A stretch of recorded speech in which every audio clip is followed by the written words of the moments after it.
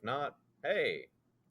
So today we're looking at Imperial America. The United States is expanding uh, and getting involved in international affairs. So it's not all just simply the United States conquering. It's really looking at how the United States is expanding its vision and its view of itself in the world. So we got a lot to cover. Let's kick it. So first off, Alaska. Now, Alaska, you might be familiar with at the bottom left of your map. Uh, it does not, in fact, jut out from Mexico, nor is it, in fact, that small. Alaska, in fact, is a massive state, um, by far the largest state in the United States. But before it becomes a state, it is property of Russia. Um, now, the United States is offered a deal, $20 million for the territory of Alaska, which Secretary of State William Seward decides to pursue. So he buys Alaska for $20 million and is immediately a laughing stock of America. If you look at this political cartoon, Jacob Reese, you have poor Seward being not only portrayed with a massive forehead here, but behind him is the map of the Russian fairyland. Because people are looking at this saying, all right, it's just a frozen wasteland. Why should we buy this? And they laugh at Seward, but he in turn has the last laugh because, in fact, uh, gold is discovered shortly thereafter. Currently, oil is being drilled in Alaska. So the territory itself and later the state itself becomes a pretty profitable purchase for the United States. At only 2 cents an acre, it's a wildly good deal. So Alaska is purchased, later becomes one of the states of the United States. And the other state that later becomes is Hawaii. Now, Hawaii is not purchased, it is annexed, it is taken into the United States. And because initially the Hawaiian Islands were a independent nation, they're a country that had a queen. This is Queen Liliuokalani, and her family had run Hawaii for a few generations. And in Hawaii at this time, there is a great deal of sugarcane plantations that are mostly run by Americans. There's also some fruit companies that are operating out of Hawaii, and it's rather profitable for Americans. They have great trade deals. But Queen Liliuokalani comes in and recognizes that Hawaii is not getting the best deal in this situation and gets rid of some favorable deals American companies have, which not only is losing Americans money, but is really causing them to question whether it's going to be financially feasible to keep doing business in Hawaii. So a group of business owners get together to overthrow the queen, and which they do. And in their place, there is good old Stanford Dole of the Dole Fruit Company, who ends up being in charge of Hawaii. And their main goal is to get the United States to take Hawaii as property of the United States. Now, of course, taking over a foreign country because business owners want you to is not generally in the policies of the United States. However, Grover Cleveland, as president, pushes back against this. He says, the only way I'm going to let Hawaii become part of the United States, the only way I will allow it to happen is if a majority of Hawaiians vote that they want to be part of the U.S. That vote never occurs. Grover Cleveland leaves office. But after we have McKinley come in to office, he is far more supportive of imperialistic goals of the United States. And McKinley has Congress vote to annex, to take control of Hawaii, which they do. And Hawaii then becomes part of the United States. So Alaska and Hawaii are the final two states. Later on, about 100 years later, or 50 years later, after World War II, are brought into statehood in the U.S. but this is how the U.S. gets their final two states. Beyond Hawaii, so Hawaii is an important place not only for economic reasons with business owners there, but it's also a very good stopping place for ships on their way to Asia. And the United States has Pearl Harbor in Hawaii as a stopping spot for naval ships on their way to Asia as well. So, why they're going to Asia is namely trading with Japan, trading with China.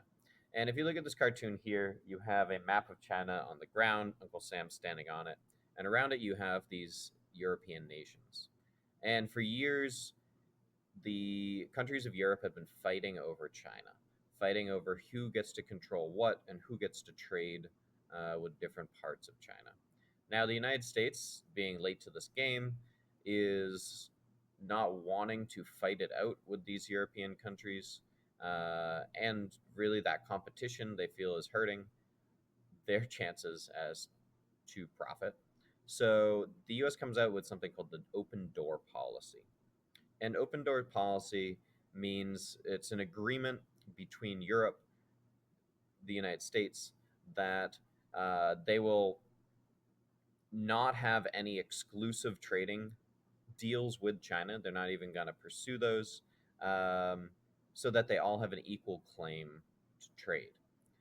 It also allows China to put tariffs equally upon all of the countries. So, not one country has this tariff, another country has this tariff. So, they all have these equal fees and dues that they have to pay with China. In reality, it's just really giving countries a free reign as to exploit China. However, it does benefit the United States and most part European countries as well.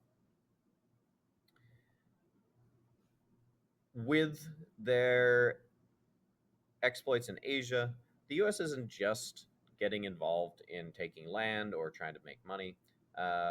We have Roosevelt, who ends up trying to broker a peace deal, which he does, in the Russo Japanese War. So Japan and Russia go to war in 1905 over this territory here in red called Manchuria. This is actually a later map of World War II, but this territory north of today North Korea, for a long time, Japan, having been had a lot of imperial powers come to them, they very quickly learned the imperial ways and want to expand their territory as well. So Japan expands into Manchuria, northern part of China, but also next to Russia. So Japan and Russia go to war over this territory, the Russo-Japanese War, and Teddy Roosevelt initially is supporting Japan. He's had close ties with Japan. However, he starts to get worried about Japan's desires in the region. If he says, "Oh, these people are also looking pretty imperial, perhaps they'll hurt our chances in the area," so he decides to negotiate some peace between them. He invites both sides to Portsmouth, New Hampshire, and negotiates a peace deal between Russia and Japan, which ends the war and creates some more stability in the region. Roosevelt and the United States are not simply just looking west, not just to Canada, or not to Canada, to Alaska and Hawaii and Asia, but they're also looking south, namely into Latin America and the Caribbean. One of the biggest places that the U.S. focuses is Panama. The reason they focus on Panama is if any ships are sailing from the east coast of the United States to the west coast, it's going to take a rather long time. They have to sail all the way around South America, which not only is a long trip, but can be rather dangerous. And if those ships are sailing further west, they now have to sail all the way over to Asia. So instead of having this long route, there's long been proposed a canal that would cross somewhere in Central America. And in 1881, the French decide to start building this canal. And if you look at this map on the right, the canal cuts across some lakes in Panama, So it is not simply just one long canal that's dug. However, if you look in the bottom right of it, there is a lot of digging that had to be done. So in this region of Central America, the French begin the canal. Upwards of 20,000 people died building it for the French, and they give up. The United States takes charge 1904. They decide that it will be in the national interest to have this canal built. So the United States funds it and uh, ends up in 10 years getting the canal totally complete. Over 5,000 workers die building this canal with the US project, mostly malaria. Panama is a rather hot, humid, jungle strewn country. So the canal itself, very dangerous to build. It is now known as one of the greatest engineering marvels of the world. There's a series of locks that water raises and lowers so that ships can travel through it. But the United States controls this canal for the next 70 plus years. And it allows not only ships for trade to pass through, but it also allows the U.S. Navy to be able to move their ships easier from coast to coast and from sea to sea, depending on where they're going. And finally, in Latin America, the United States President Roosevelt issues something called the Roosevelt Corollary. And this is his addition to something known as the Monroe Doctrine.